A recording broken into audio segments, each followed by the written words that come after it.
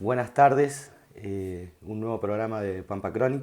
Hoy para mí es un programa muy especial porque este programa va a tratar sobre la identidad, va a tratar sobre historia de La Pampa y sobre historia de inmigrantes, de personas que vinieron a Argentina. Estamos con Jorge González, licenciado en Historia, investigador. Sí, sí. Investigador. Sí. Buenas tardes, Jorge. Hola, ¿qué tal? ¿Te puedo decir profe? Sí, sí, es más, me gusta más. ¿Te gusta más? Lo veo más terrenal, por así decirlo, del término profesor. Perfecto, perfecto. Es mucho más grande todavía que el de licenciado, más allá de que... Me encanta. Sí, sí, me gusta. Me encanta.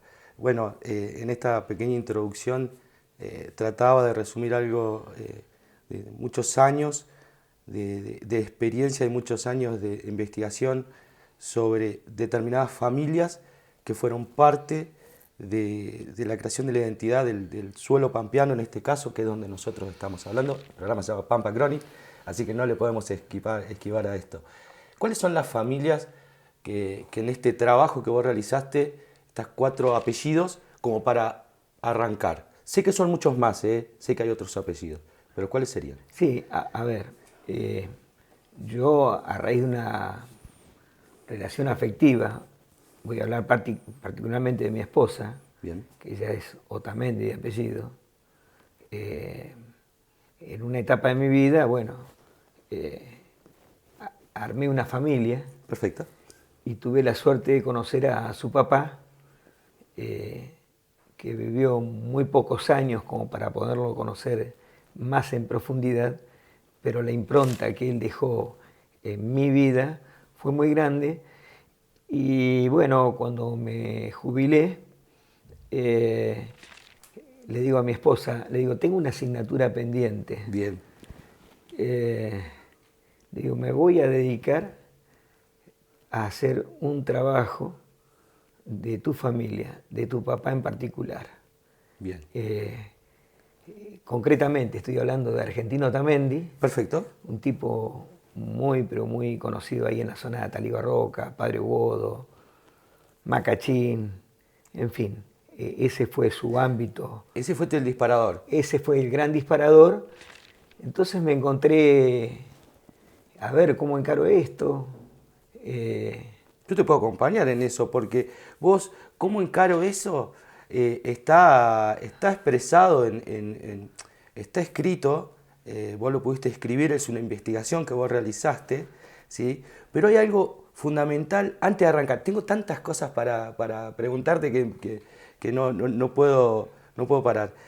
Hay algo fundamental acá que tiene que ver con los datos de esa investigación. Si vos me podés decir, a ver, estamos hablando de censo, ¿de qué año?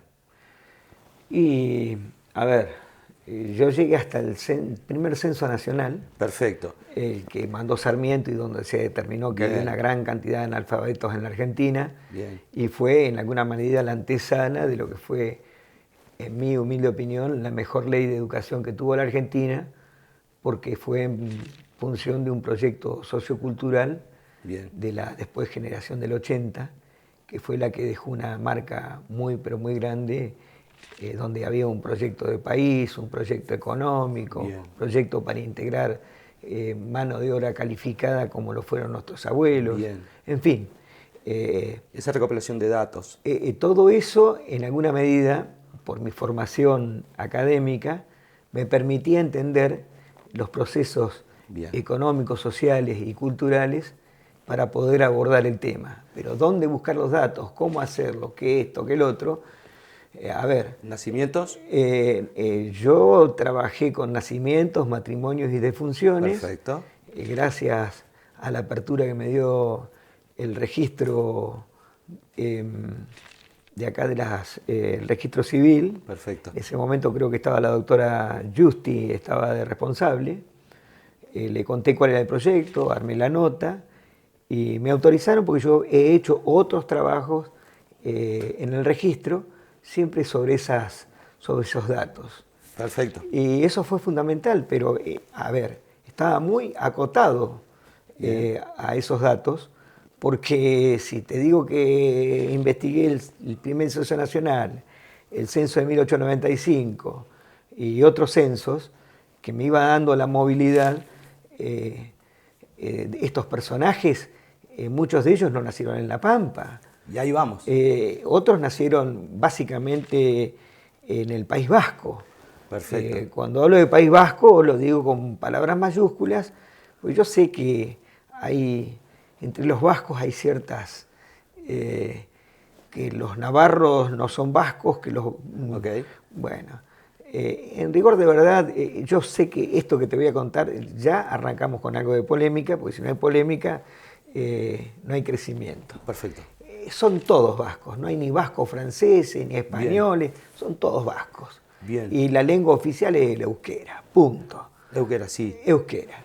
Y de ahí en más, viste, cada cual tendrá sus particularidades regionales, pero, a ver, que fueron atomizados por diferentes motivos que seguramente a lo largo de la charla vamos a poder desarrollar. Totalmente. Yo, considero que la palabra que pones sobre la mesa con respecto a la polémica es un punto de vista. Quiero que tanto los socios y las personas que nos vayan a ver entiendan que estamos hablando de una investigación, que si tienen alguna consulta o duda, la investigación está para que la puedan leer. Y vamos a arrancar. ¿De dónde vinieron estos vascos? Estamos hablando de Otamendi, Balerdi, decime si me equivoco, sí, sí, Iparraguirre y Urruti, como unas familias donde se desarrolla o empieza a caminarse esta investigación. ¿De dónde vienen? ¿Cuál era la geografía del lugar desde donde ellos procedieron?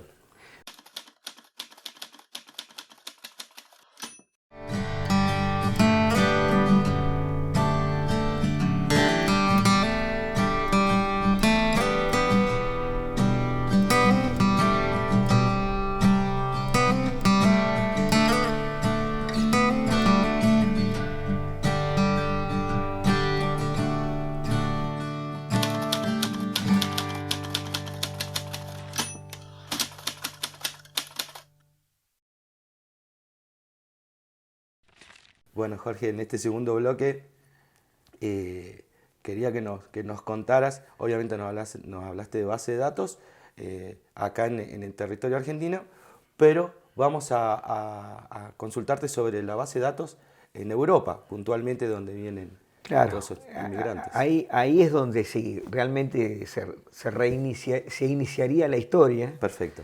Y realmente no sabía por dónde empezar y vino un amigo, Horacio Guartemendía, y él me sugirió usar la base de datos de los mormones. Bien. Cabe acotar que yo en 2007 había estado en Vera de Bidasoa, porque mi abuela también es de origen vasco, Guartemendi Hacha, Bien. de Vera de Bidasoa, donde vivió Pío Baroja. Bien. Y ese cura me había dicho que la base de datos más grande que había en el mundo la tenían los mormones. Bueno, pero ¿cómo acceder? Bueno, Horacio me enseñó y olala, tenés datos de todo el mundo. Bien. Y ahí descubrí el lugar que me interesaba. Concretamente es en Navarra, muy cerca de Pamplona y de Estelia. ¿Navarra qué sería? ¿Como una provincia? Para ubicarnos ahora, ¿no? Navarra originalmente era un reino. Un reino. Sí, es más, hasta antes, el reino de Navarra, en alguna medida lo termina de desestructurar Felipe II. Es uno de los reinos más antiguos de Europa. Estamos hablando de estos inmigrantes vivían ahí y de ahí partieron hacia la Argentina. Sí, pero digamos, cuando ellos vinieron ya no existía el Reino de Navarra. Está bien. Entre las guerras carlistas, Bien. que desarmaron absolutamente toda España y demás, básicamente vamos a ir al punto que son caseríos que están ahí en el Valle de Urbasa, Valle de Amezcua, Bien. están las montañas, un lugar absolutamente paradisíaco. ¿Hay imágenes de eso? ¿Tenés imágenes de eso? Hay Sí, una par de fotos. sí, es más, yo en 2015 estuve, Mirá. me quedé como 10 días enamorado del lugar, en una población de 167 habitantes, Baquedano, para ser más preciso. Perfecto. Era un caserío, y a unos 1500 metros, 1800, cruzando a Campo Traviesa, estaba Sudaire. Bien. Que son las dos localidades que nos interesa. Sí. Pero dentro de lo que es el Valle de Urbasa está Urra, está Artaza, es decir, hay una serie de caseríos, como les llaman ellos, donde viven diferentes poblaciones. Ahí me alojé en una casa rural, atendida por una familia. Bien. Y todas las noches iba a un bar, donde cenaba y demás, y típico de los lugares donde la gente es relativamente cerrada hasta que se abre. Perfecto. Y hice un trabajo que más allá de la historia, fue cuasi, porque yo no soy antropólogo, cuasi antropológico, porque ahí me empecé a enterar de muchas costumbres, Perfecto. de muchas vivencias, y nada. Que eso está en la investigación, o sea, totalmente. Vos lo fuiste a disfrutar vos, pero bueno, también era parte de esa investigación. Sí. Por ejemplo, alguien acá me hablaba del mayorazgo acá, el mayorazgo allá, esto. A ver, el mayorazgo existía hasta cierto punto, pero lo más importante de todo es el matriarcado. Bien, esos dos conceptos los vamos a desarrollar después, pero antes de eso, me gustaría que me cuentes, porque vos hablabas de caseríos, ¿sí? Sí. Ahora, esos caseríos, ¿de qué estaban rodeados? ¿De montañas? ¿Estamos hablando de una zona seca? No. Porque yo, en la investigación se habla de precipitaciones entre 1000 y 1400, no quiero decir cualquier número. No, está bien. Es más, el río Urederra tiene una vertiente en un acantilado, y vos vieras, es casi un paisaje casi selvático. Bien. Tiene aguas color turquesa, transparente. Mira, parece que fuera una réplica del paraíso realmente. Merece el título. Bueno, pueden entrar tan solo 400 personas por día porque es una reserva ecológica y demás, y entras por Baquedano y vas subiendo por puentecitos de madera, ni se te ocurra tirar un papelito de un caramelo, fumar. No, definitivamente no. Y no entran más de 400 personas por día. Bien. Es con una preservación única. Baja el río del acantilado y va para el lado de Estelia. Yo digo, ¿cómo cornos vinieron acá en una pampa que no tenía nada? Lo único que tenía era médanos, vientos, fríos, unas amplitudes térmicas tremendas. Y el desarrollo de la economía ahí dentro de la zona, que era agricultura, ganadería. Sí, se hacía agricultura y ganadería, nada más que a una escala determinada. Bien. Sí, a ver, que los vascos vinieron acá era gente muy trabajadora, muy avesada, con mucha tenacidad, y en su mayoría eran pastores o agricultores. Perfecto. Entonces, esos pastores y agricultores tomaron la decisión. Ya vamos a entrar ahí, por eso este programa, lo dije al principio, es muy especial, porque en realidad van a ser 2 programas, lo amerita, y llegan al territorio argentino y empiezan a ubicarse en algunas zonas determinadas de la Argentina. Más o menos, ¿cuáles? Estamos hablando de estas 4 familias, ¿no? Vamos a ver, vamos a separar los Otamendi y Valerdi. Perfecto. Se arma la familia Otamendi y Valerdi. Perfecto. Ahí básicamente entre Sudaire y Baquedano. Y ellos vienen en la década de 1880 más o menos, Bien. y se instalan en Azul, pero ya Perfecto. vienen con dos criaturas. Perfecto. Una que es Eulariana Otamendi y la otra que va a ser Eufrasio Otamendi, que va a ser el padre de Argentino Otamendi. Perfecto. Hasta ahí estamos. Pero los Iparraguirre y los Urruti también ingresan a la Argentina, pero ingresan en la década del 60 más o menos. Perfecto. Y se instalan ahí en la zona donde están los frigoríficos, donde están las curtiembres y demás. Hablamos como punto referencial, podríamos decir ranchos no te Perfecto. dice NASA, pero está muy cerquita de Chascomús para que te ubiques. Perfecto. Y después ellos hacen toda una ruta, hacen diferentes rutas, pero yo los descubro, confluyen en el censo de 1895, básicamente en General Hacha.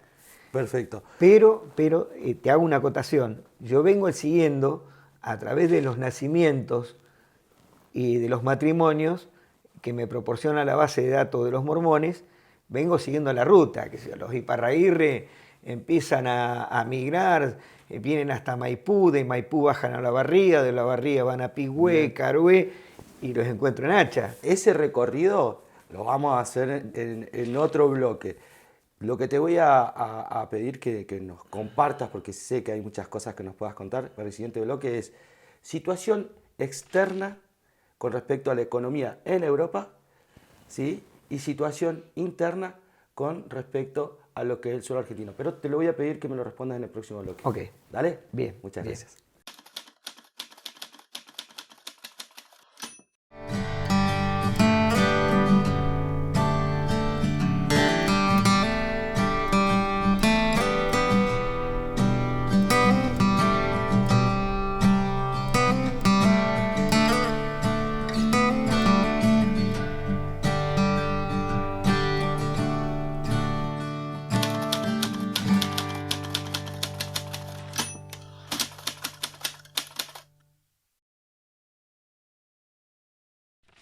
Bueno, Jorge, en este tercer último bloque me ha quedado una consulta sobre la situación externa en Europa, ¿sí? También la situación interna acá en Argentina con respecto a, ya hablamos de lo que es la geografía, ¿no?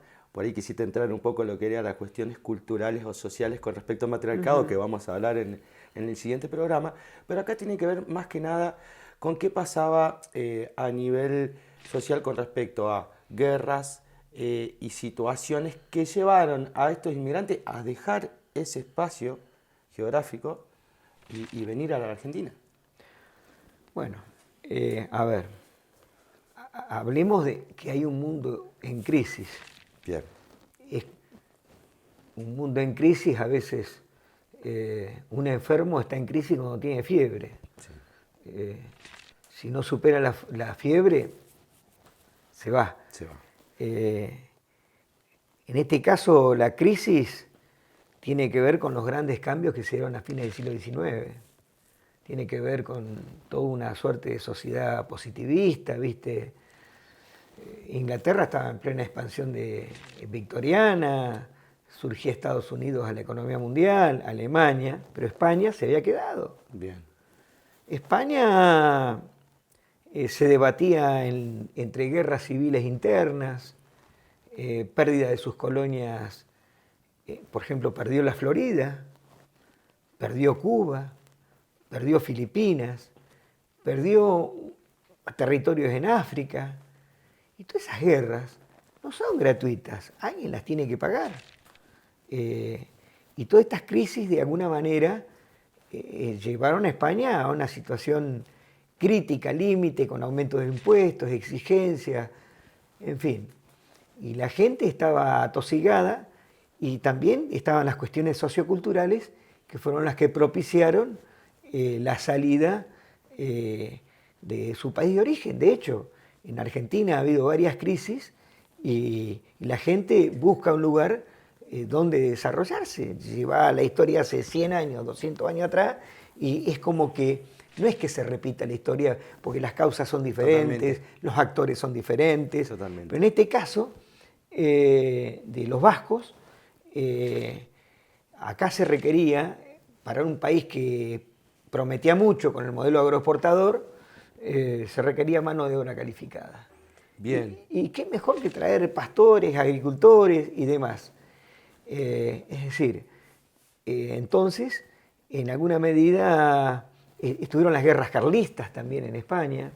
Es decir, estaba en una crisis económica y había un dualismo entre una sociedad agrícola y una sociedad que pretendía llegar a un desarrollo industrial. Toda perfecto. una dicotomía que bueno, había una España agrícola o pastoril y otra España industrializada. Bien. Y bueno, los que se quedaron atrás fueron virtualmente expulsados por las circunstancias en ese momento. Perfecto. Sí, me encanta. El tema es complejo. No, pero me parece que lo encarás desde un Yo lugar muy no interesante. quiero profundizarlo porque si no, digamos, es como que el tiempo en televisión es... Totalmente. Tratamos de ir a lo concreto. Pero es que la invitación también tiene que ver con eso, con que también puedan leer la investigación, Está. para aquella persona que esté interesada. Lo que me queda tiene que ver con esta consulta y las guerras y la decisión, o todo lo que pasaba en ese momento en Europa, y la decisión de venir a Argentina de estas familias. Y acá viene la otra parte. Llegar acá a la Argentina. Estamos hablando de infraestructura, o sea, estas personas, por ejemplo, que llegaban a Tandil, ¿no? ¿Cómo se podían movilizar desde ese lugar al territorio argentino? Era muy acotado eso, Totalmente. muy acotado. Sí. O sea, ese desarrollo, o sea, esas ganas, ese tesón Sí, de los vascos, o sea, con esas ganas y de repente decir, bueno, empezaron a construir también. Por eso estamos hablando de la entidad. Creo que queda claro eso Totalmente. en este programa, ¿no? Totalmente. Bueno, ¿y qué limitaciones había en salud? Más o menos para contarle Bueno, a los chicos también. Porque no ven básicamente, chicos. bueno, básicamente vos pensás que la primera población pampeana o las primeras poblaciones datan de 1882, que son General H. y Victorica. Sí. Y estos les nace el primer hijo en la Argentina, ya tenían dos, en Azul, Cani en Perfecto. Azul. Hacía unos pocos años estaban las tribus de Catril en Azul. Es todo un dato, te das cuenta, pero Azul es hermoso. Sí, sí, sí, Tenía sí, buenos sí. regímenes pluviométricos, Sí. se podía... No es casualidad que también estén No, ahí. no, para nada. No obstante, no dejan de ser tierras marginales. Perfecto. Las mejores tierras las tenían las familias más poderosas Bien. que existían y existen y nada. Sí, sí, sí. Y Sí, sí, ya El paisaje era bello, estaba muy bien, o sea, no es comparable obviamente con la zona de lo que sería la pero vos Pampa. sabés que tiene una similitud en algunos aspectos. Es más, vas a encontrar que hay muchas comunidades vascas en la zona. Bien, Muchas. Y de ahí se trasladan a Benito Juárez, bien. Ese lugar... que está muy cerca, si se quiere, de Azul. Perfecto. Bueno, Benito Juárez está cerca de Tandil, para que se ubique el telespectador. Bueno, ahí se afincan, pero ya no son víctimas de la historia española, Perfecto. con guerras, con enfrentamientos, con gastos. Ahora van a ser víctimas en 1890 de la crisis de 1890 Bien, y van a ser nuevamente expulsados por la situación. perfecto. Desde este pie que me compartís, primero que nada te quiero dar las gracias por este tiempo, por este primer programa. En el segundo programa, por eso te vuelvo a decir que es un programa muy especial porque es la primera vez que hacemos 2 programas con una historia y realmente a mí me pone muy feliz que mis hijos pueda decirle, mirá el programa, ¿querés saber algo? Míralo, conocelo. Y te voy a invitar al siguiente bloque, que sería el siguiente programa, para que nos compartas cómo fue el recorrido real. Estamos hablando de cómo transitaron el suelo pampeano hasta llegar acá estas familias inmigrantes que trajeron mucho tesón, mucha fuerza, muchas ganas y mucho amor por crecer. Muchísimas gracias. No, gracias a vos. Ojalá uno pudiera difundir todas estas cosas porque hacen al ser nacional, al ser pampeano.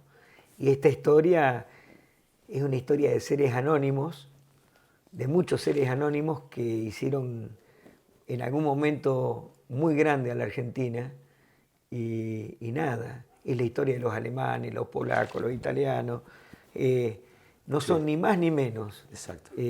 Lo dieron todo. Y ahí vamos. Y bueno, vamos a seguir avanzando con En el mucho siguiente gusto. programa bloque. Pero quédate tranquilo, estamos. Muchísimas gracias.